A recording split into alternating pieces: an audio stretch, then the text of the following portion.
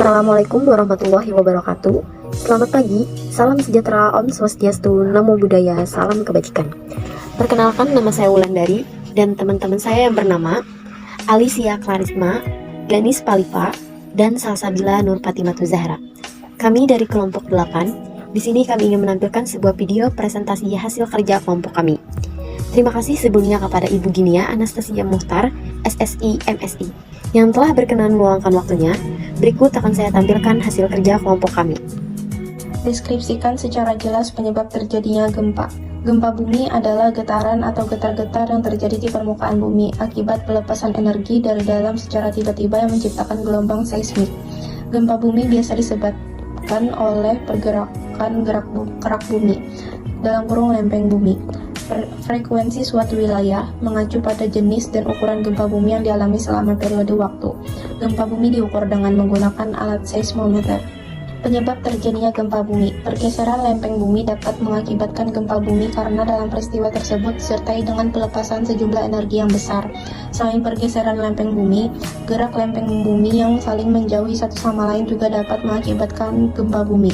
Hal tersebut dikarenakan saat dua lempeng bumi bergerak saling menjauh, akan terbentuk lempeng baru di antara keduanya.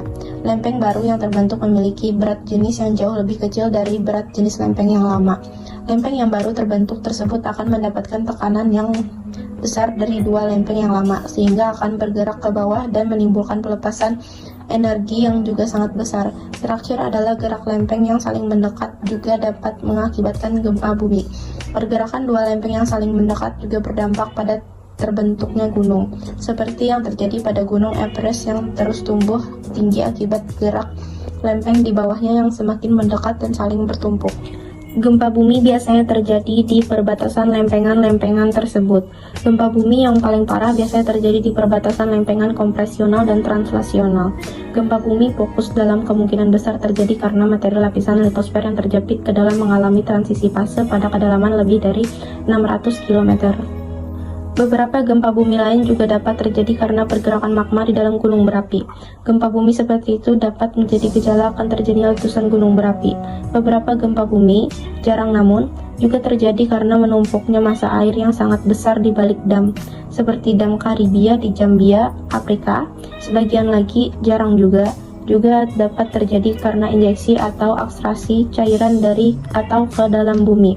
Contoh pada beberapa pembangkit listrik tenaga panas bumi dan di Rocky Mountain Arsenal. Terakhir, gempa juga dapat terjadi dari peledakan bahan peledak. Hal ini dapat membuat para ilmuwan memonitor tes rahasia senjata nuklir yang dilakukan pemerintah. Gempa bumi yang disebabkan oleh manusia seperti ini dinamakan juga seismitas terinduksi. Jelaskan efek dari body wave dan surface wave. Body wave berjalan pada bagian dalam bumi dan memiliki frekuensi yang lebih tinggi dari gelombang permukaan.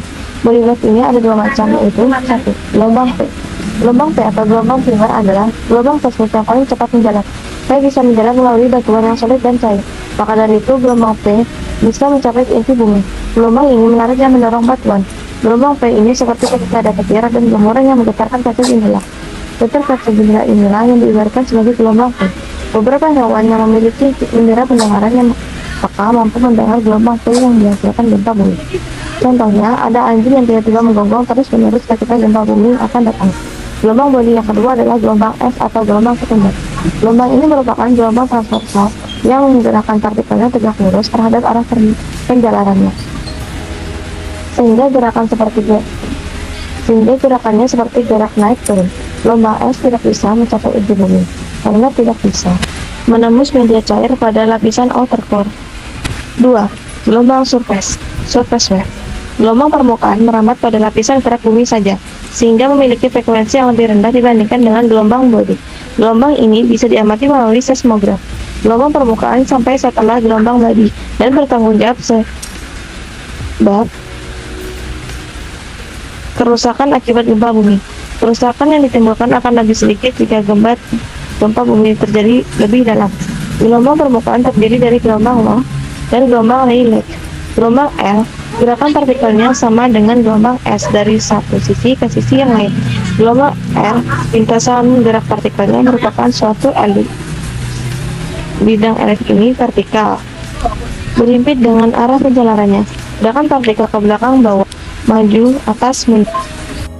Jelaskan atau deskripsikan proses terjadinya tsunami dan likuifaksi berdasarkan body wave dan surface wave. Tsunami atau ombak besar sendiri merupakan gelombang air besar yang diakibatkan oleh gangguan di dasar laut, seperti gempa bumi.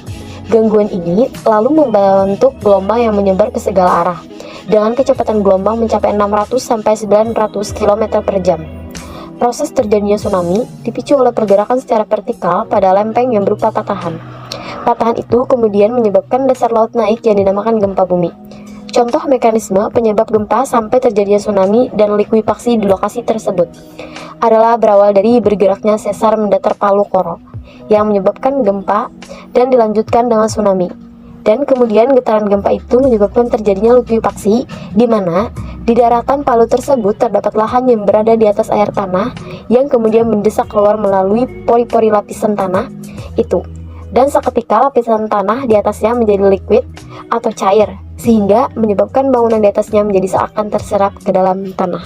Jelaskan atau deskripsikan proses pergerakan tektonik lempeng di Indonesia dan hubungkan dengan gempa. Gerakan lempeng dapat juga membentuk bagian yang disebut batas lempeng. Batas lempeng tersebut dibagi menjadi 3, yaitu 1. Batas lempeng divergen. Batas lempeng divergen terbentuk akibat pergerakan lempeng kulit bumi yang saling berlawanan. Hal tersebut menyebabkan magma naik ke permukaan dan mendesak permukaan bumi, sehingga menyebabkan terbentuknya lapisan permukaan bumi yang baru. 2. Batas lempeng konvergen. Batas lempeng konvergen terjadi akibat pergerakan lempeng kulit bumi yang saling bertumbukan. Oleh karena itu, salah satu lempeng akan tertekuk dan masuk ke bawah bagian lempeng lainnya. Gerakan ini dapat menimbulkan getaran yang kuat. Contoh bencana alam akibat pergerakan lempeng konvergen adalah gempa bumi yang mengakibatkan tsunami di Nanggro, Aceh Darussalam pada 26 Desember 2004 lalu.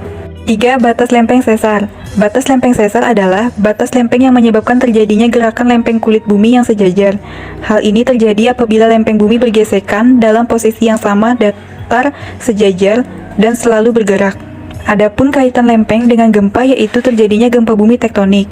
Proses terjadinya gempa bumi tektonik berawal dari adanya interaksi antar lempeng yang dapat menyebabkan lempengan lain akan masuk atau menyusup ke bawah, dan biasa disebut dengan subduksi. Gempa bumi ataupun getaran akan berubah menjadi semakin besar apabila terdapat sesuatu yang mengganjal, namun kemudian ikut menyusup secara tiba-tiba dan mendadak. Hal ini terkadang menimbulkan tanah retak dan menelan berbagai gedung dan sebagainya. Sekian penjelasan dari kelompok kami. Mohon maaf jika ada kesalahan kata. Kami ucapkan terima kasih. Wassalamualaikum warahmatullahi wabarakatuh.